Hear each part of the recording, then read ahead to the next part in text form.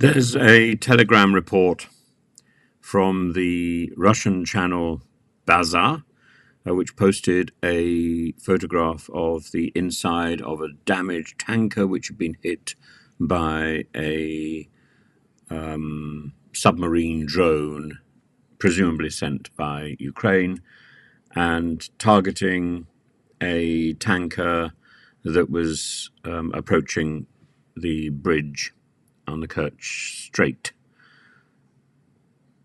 So demonstrating quite clearly not only that the Russian fleet is now vulnerable to attacks by Ukraine, but also that Russians know it.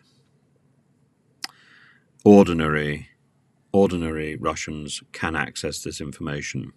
This is quite important. The pro-war Russian telegram channel Ryba also reported that the tanker's crew was alive, but the engine room had been flooded. The Yuri Kotenak wrote on his telegram channel that the tanker was damaged by a Ukrainian naval drone.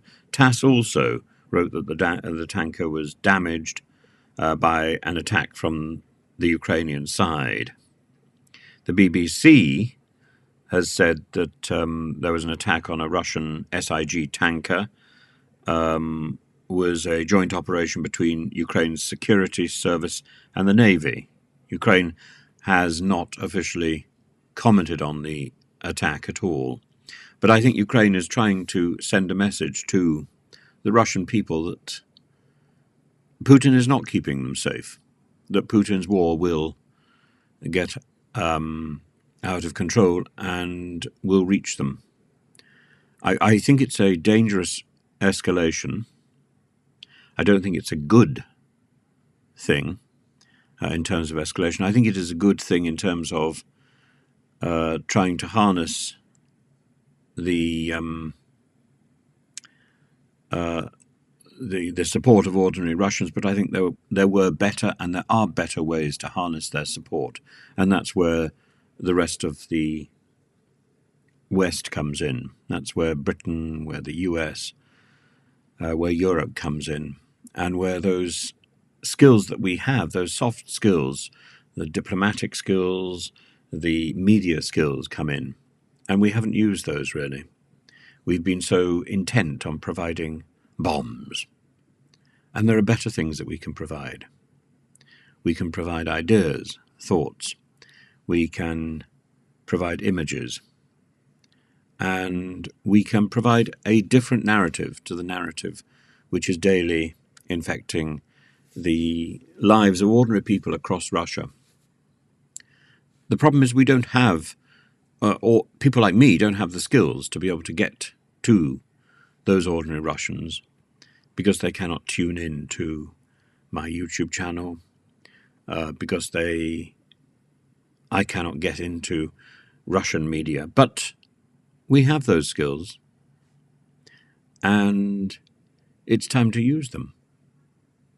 It's better to be using those soft skills than to be escalating this war with drones and with military targets deep in the heart of the Russian nation.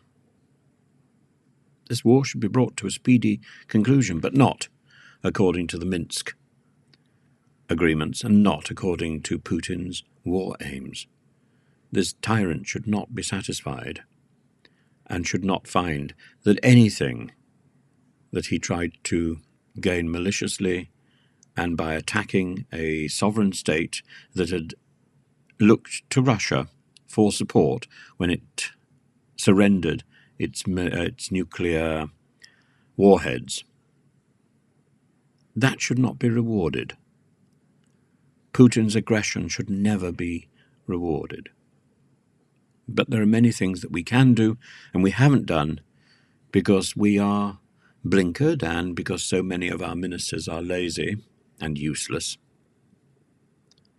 And it's time for them to sit up, take notice. Of course, the time is wrong. They're all off on holiday in Disneyland, sunning themselves on Crete. Actually, Raab isn't sunning himself on Crete this year.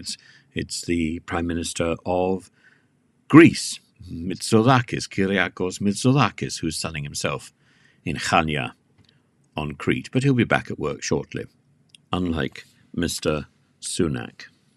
But we live in hope. We live in hope. And I hope the negotiations in Saudi Arabia go well.